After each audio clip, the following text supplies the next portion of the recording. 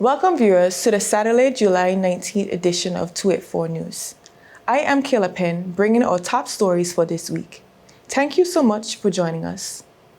Jose Amasika was convicted on all charges, following a unanimous verdict delivered by the High Court jury earlier today, according to published reports. He was convicted of possessing cocaine and marijuana for distribution, unlawful possession of prohibited firearms and explosive materials. The charges arose from a police sweep of the reef at a house at Ballast Bay, where a large amount of illegal goods were recovered in 2021. Although Amasika wasn't there during the raid, prosecutors successfully argued that he had effective control over these items. The case involved three co-defendants. RENEE Smith was convicted on a single count related to the acquisitions of the criminal proceeds tied to the purchase of a vehicle. She was acquitted for all charges related to drug, firearms, and explosives, and remains out on bail, pending sentencing. Both Jennifer Smith and SHAMAL Smith were cleared earlier in the trial when the court upheld a no-case submission, leading to their full acquittal. Amasika is no stranger to public notoriety. He escaped from His Majesty Prison in Balsam Gut during the chaos of Hurricane Irma on September 6, 2017, when the prison's security was compromised due to storm damages. He was recaptured in December 2021 and remained in custody as sentencing for his recent drug and weapons charges is set for November 17th.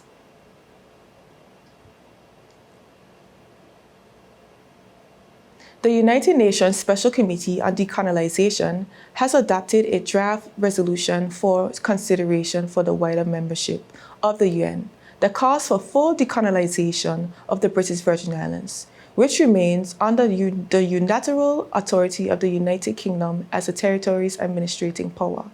More in this report.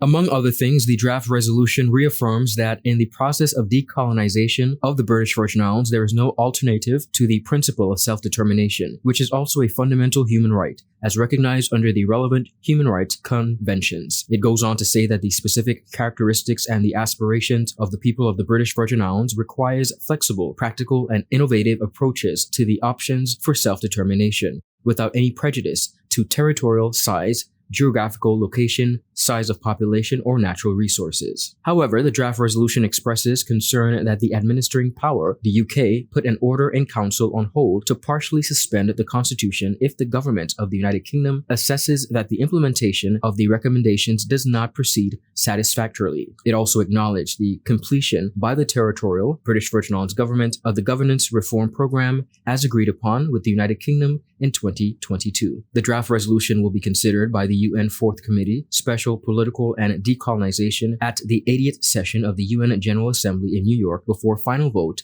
and passage by UN member states later this year. The C-24 dispatched a visiting mission to the British Virgin Islands in August of 2024 to assess the progress of decolonization and ascertain that the territory is ready for a full measure of self-government and should take preparatory steps. Among other things, the report recommended a UN-backed education program on the political status options sanctioned by the UN to achieve a full measure of self-government that includes integration, free association, or independence. The British Virgin Islands is one of 17 remaining non-self-governing territories that falls under the remit of the UN Special Committee on Decolonization that has been mandated by the UN General Assembly to help facilitate the complete eradication of colonism by 2030.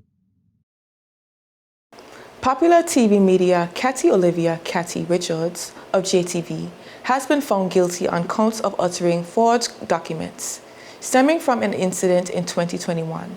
Meanwhile, her co-worker, Hatish Yadram, has been found not guilty on 2 counts of the same. The verdict were handed down on Tuesday, leaving Richards reportedly inconsolable at the time of the news. She was later released on bail. The charges stemmed from work permits renewal applications filed in 2021. At the time, the Department of Labor and Workforce Development required applicants to submit certifications of good standings from the National Insurance, Social Security Board, and Inland Revenue Department. According to court reports, Richards on June 17, 2021, knowingly and with the intent to deceive or defraud the department, submitted a forged certification of earnings purposefully issued by the SSB. They were arrested in February 2022. The eligibility criteria for the Public Assistance Program has been extended. This came about as different categories for eligibility have been added under the Public Assistance Act. During the Virgin Islands Voice program last week, Minister of Health and Social Development Vincent Wheatley said the act, though amended last year, was not brought into force because of regulations, which has to be done. We got those regulations about 2 weeks ago, along with 2 orders. What the orders do, the orders let us add more categories. Okay. Because a lot of persons wanted assistance with XYZ. When they went to social development, they were told, well, it doesn't cover mortgage, it doesn't cover rent, it doesn't cover these things. Okay. So these key areas were added to the list of areas you can get assistance from. It also let us, somebody who died overseas, you can now get assistance to bring that body back to the BVI. It was like I'm remembering off the top of my head. It also gives us funding for persons who have been, let's say, in prison. You've been in prison and now you're released. You can now get assistance until you kind of catch yourself. Okay. You school uniforms and various things like that, that currently you couldn't do it. We're trying to make the system also a lot more efficient. Instead of waiting maybe 3 or 4 weeks to do certain things, it can happen a lot quicker. We're trying to implement something that we haven't quite achieved yet, and that is a quick emergency amount of money. Let's say you're hungry. If I come to you and I'm hungry now, why do I hear a story about tomorrow or next week? I need some relief immediately. Okay. We're trying to figure out the best way, because on top of all, we must be accountable for all the money and all the help that we give. In case we're audited, we want to make sure every single thing is above board. But how is balancing the quickness with and efficiencies with our accountability? That has been a major challenge for us. And Permanent Secretary in the Ministry, Tasha Bertie, further outlines the categories of eligible persons.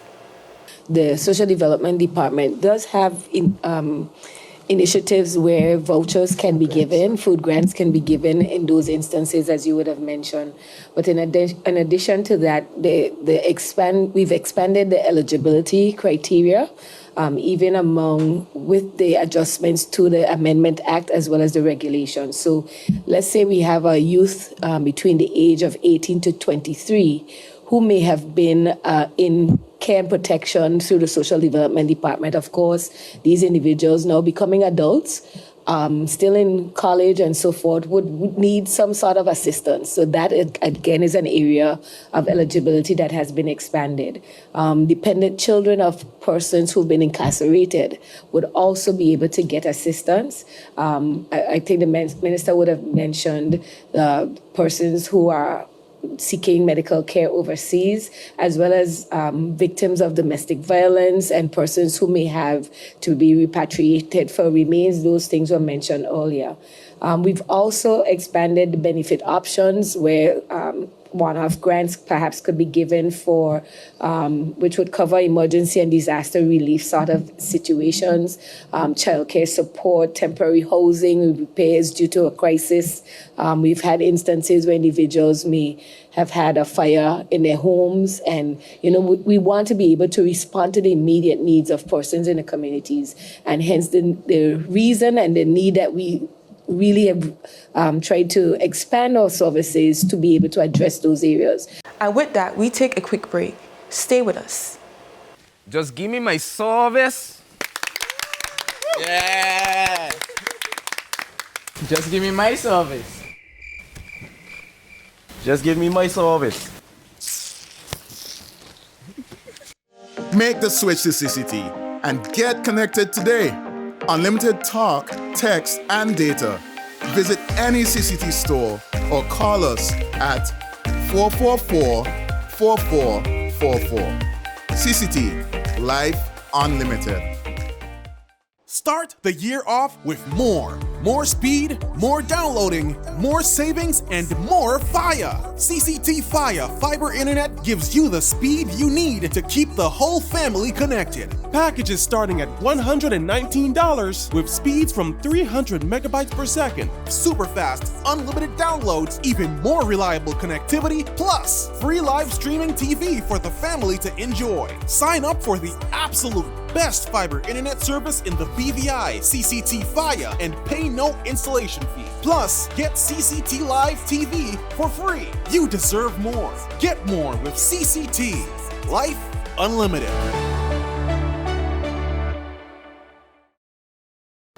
Welcome back, viewers.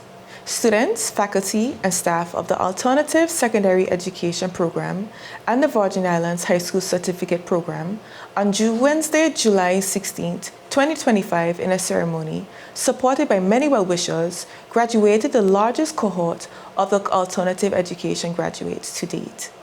Chief Education Officer, Mrs. Orlando Crabb, delivered congratulatory remarks to the graduating class. It is an honor and a joy to welcome you to the 2025 graduation ceremony of the Alternative Secondary Education Program. Of all the over 20 graduations that I have attended in the last few weeks, this one always turns out to be my favorite. Because this celebration, class of 2025, your celebration, is not just about crossing a stage. It is about climbing mountains, defying odds, rewriting narratives, and proving that your past does not define your future. Today we honor more than just your academic achievement. We honor your fight, the quiet battles no one saw, the evenings you did not want to go to class, the moments when giving up seemed easier, but you chose to keep going. We are here because you refuse to be counted out. You refuse to give up on yourself. And you've earned this moment with sweat, sacrifice, and unshakable determination. Education Minister, Honorable Shari DeCastro, has spoken on the success of the students and how they will continue to contribute to the territory. And let me start by acknowledging, as I have just been advised, that this is the largest class to exit the Alternative Secondary Education Program. It says a lot, and today we come just for you to acknowledge and honor you. Today we are here to honor builders, not the kind who wear hard hats or pour cement, though what you've done is just as tough. I'm talking about the kind of builders who take what life gives them, pieces, fragments, failures, starts and stops, and still find a way to construct something solid, something that holds, something that stands. You, class of 2025, you are the builders of your own futures. And my goodness, what a structure you have built. Many people begin their educational journey with a clear path, a set blueprint, 4 walls, a clean foundation, fresh bricks lined up and waiting. But your experience was different. Some of you were handed broken materials. Some of you had to rebuild after collapse. Some of you had to break through the wall that was built around you by circumstance, by judgment, by systems, but still, you built.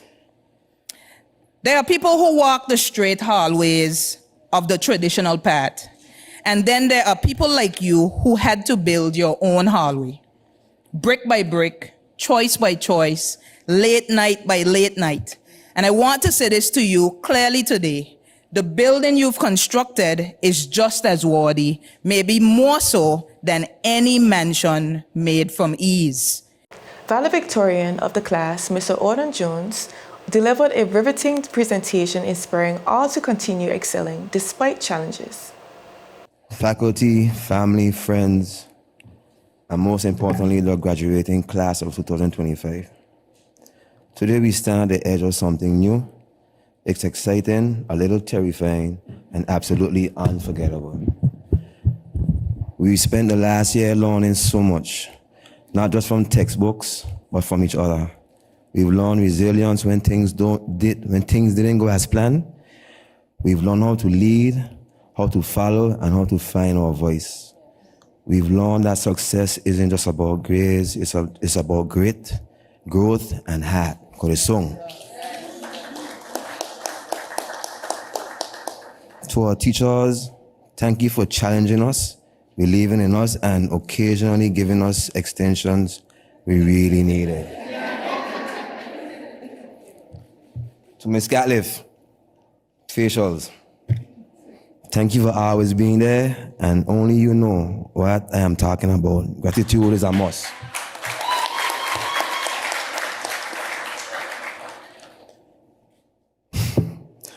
To Mrs. Coffee, although she didn't sign them adoption papers, she's still my second mom. She pushed me the hardest to be all that I am and more, and for that I thank you. For real.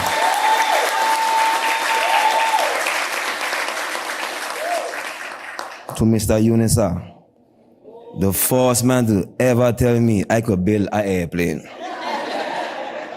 This was in maths class when you said that, and that message channeled in the right waters, Unisa, so thank you.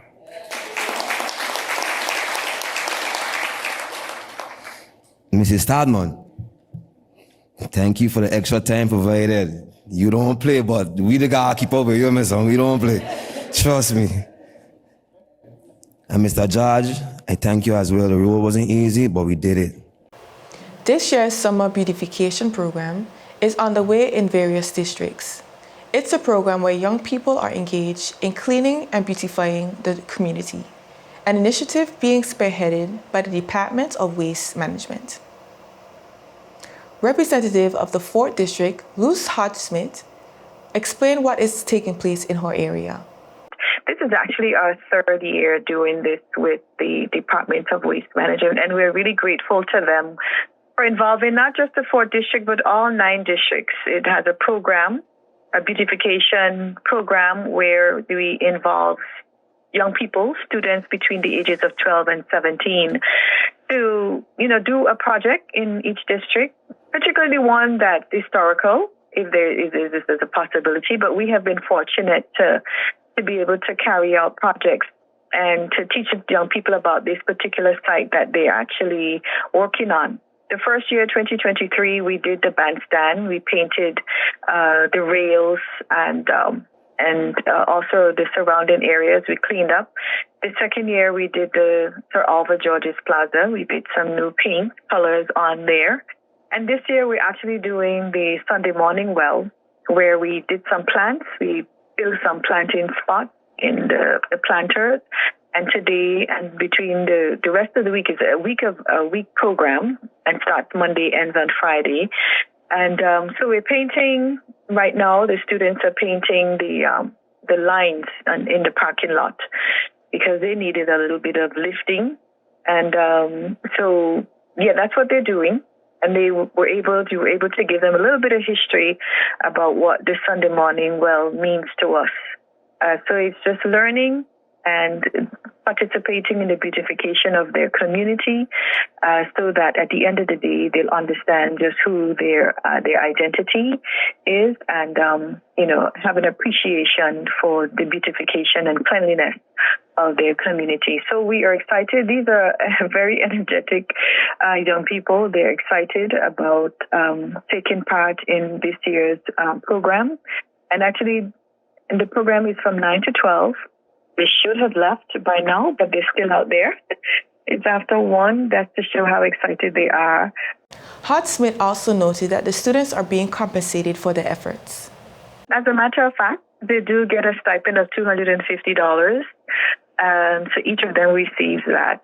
And at the end of the day, when the checks are ready, the Solid Waste Department, they will have a participation ceremony for all districts, where they get a participation certificate. They're given their checks for the summer, and giving them some refreshments and give remarks and showing them appreciation for their efforts, and just, in encouraging them through this program. And I can say we are very happy for District Committee and myself as a representative to be partnering in such a way.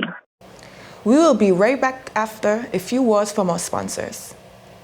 Life is unpredictable, and when a storm is coming, having a plan can make all the difference.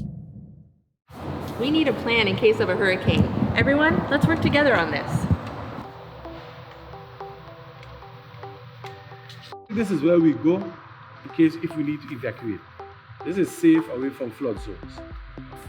I will use this room as our secure space if we have to stay home.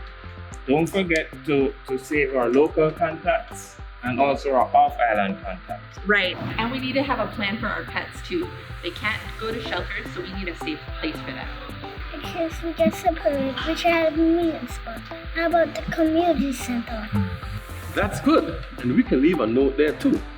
I feel safe knowing we have a plan. With a plan, you're not just preparing for the worst, you're taking control of the situation. A message from the Department of Disaster Management and 284 Media. Welcome back, viewers. Family, friends, well-wishers, along with former and present members of the House of Assembly paid respects to the late Eileen L Parsons. Hello everyone, I'm Ron Grant coming to you live and direct from Tortola in the Virgin Islands. We are at the House of Assembly of the Virgin Islands where the late Honorable Eileen L Parsons once served. Mrs. Parsons was one of the very first women to serve in the Legislative Council at that time. Today we honor the cultural icon in an iconic way.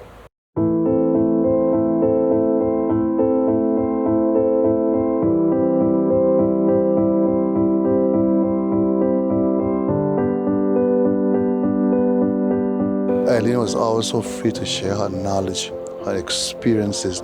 She's a great storyteller, and to sit with her at any cultural event and see the passion she had for bringing out the best of what it means to be a Virgin Islander. She was a true patriot of these islands. She was outspoken. She knew what she wanted and she went after it, right? She was also very much a BV Islander and promoted the BV Island wherever she went, whether it's in industry. Remember the Heritage Dancer which she started and carried all over the world to promote BVI. That was Eileen. She has contributed so much to this country towards education, healthcare, tourism. She was a seamstress. She was a teacher, Spanish teacher. She helped build systems in this territory for the HLSL, Labatista Community College. She built systems in education, heritage dancers. She promoted this BVI. Horse racing was one of her things, but most importantly, her encouragement and her push, her ability to motivate and to inspire young and old. She transcended generations. Well, she was forced, you know. She was one of two that would have been the first females in the House of Assembly. After years of women trying, first minister, first deputy chief minister. So it speaks to the reality that had she not dared to do what she did, I would have never even been standing here today. So it's a really humbling, yet purposeful reminder of you can't take this seat for granted. Those who would have had to break glass ceilings and knock down doors to get in, you honor their legacy even as you seek to create your own. It's indeed a tremendous loss for the territory. We're much better off for having her passed through us. She was an amazing person. Just as an individual, she was an amazing person with immense love for the territory of the Virgin Islands and the people of the Virgin Islands. We've heard throughout the tributes that we've had previously, she was one of those that paved the way for women like myself to enter into politics and feel comfortable, enter into a man's world. And so yes, I appreciate that being done. And women like her, of course there was also Miss Mercer who tried but didn't make it. But it was women like her that showed us that we can do this and serve our country in this capacity as women.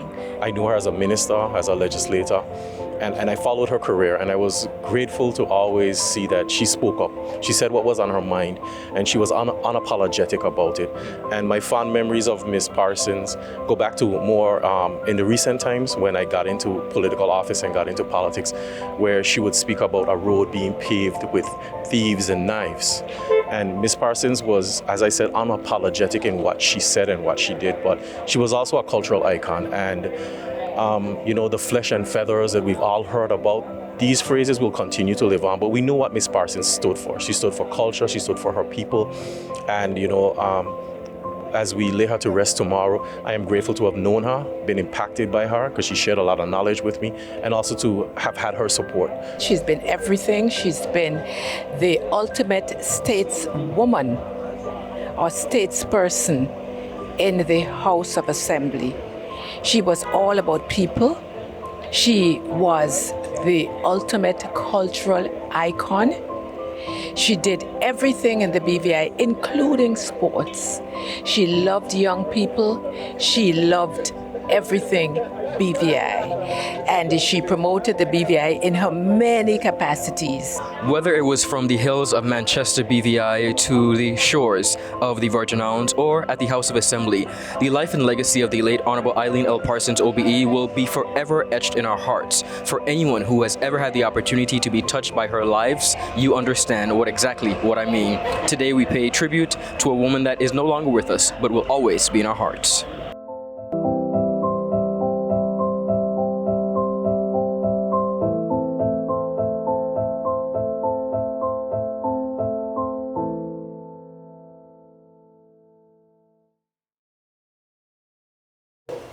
At the 49th CARICOM Head of Government meeting, Director of Communication Carrie Christopher interviewed Executive Director of the Caribbean Disaster Emergency Management Agency, Elizabeth Riley, for a timely conversation on disaster readiness. With the 2025 Atlantic hurricane season already underway and shaping up to be more active than usual, Riley is urging the residents of the Virgin Islands to take preparation seriously.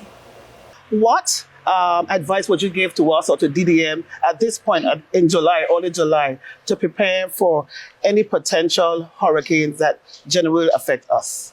Yeah, absolutely. So first of all, I think the key message is that preparedness for hazards, including for hurricanes, is about a partnership between the people and the government. The BVI has been a member of SEDEMA since the agency's founding in 1991. Over the years, that partnership has supported training programs, shelter planning, and resilient building, particularly in key sectors like tourism. Riley reflected on the territory's experience in 2017, when Hurricane Irma and Maria caused widespread devastation. She noted that SEDEMA had already been working with the Department of Disaster Management before the storm even made landfall. So we've had a long-standing program with the Department of Disaster Management for many years. So when Irma and Maria impacted in 2017, ahead of the impact of the system, we are and were in consultation with the team at the DDM. So makes a lot of sense. So we talked through this scenario, which potentially could play out. And the team, at the time led by Ms. Charlene Dabreu, was guiding SEDEMA on the potential areas of support that they may have required. So this included putting on standby human resources to assist in the National Emergency Operations Center, personnel who could assist with damage assessment. We also talked a bit about the needs that might have been required for logistics and those types of things. So in the immediate aftermath of the event, the country then activates those standby arrangements, and this is what the government did.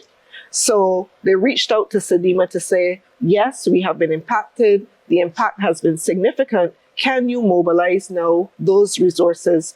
And this is very important for the SEDEMA system because we operate on request. Now with peak hurricane months approaching, Riley is encouraging residents to take simple but essential steps to prepare. So you want to be really thinking about these things, and it's an active thought process as you go through the hurricane season and prepare. Make sure you have your stocks, make sure you have your water. For persons who are on medication, it is absolutely critical to have stocks of your medication because in the aftermath of events, you don't know whether you're going to be able to easily access those. And we also advise persons to keep personal cash. In many instances, banking systems are disrupted for some time after events. So all of these are things that the individual can do. And remember, the government is always going to do its part, but the government must always be complementing the efforts by individuals. With preparation underway across the territory, officials say continued collaboration between agencies and residents will be key in navigating the months ahead. That's it for today's news roundup. Be sure to follow us for the daily news updates at 284media.com and like us on Facebook at 284media and 284BVI on Instagram and Twitter. I'm Kayla Penn. Have a safe and enjoyable evening. Goodbye.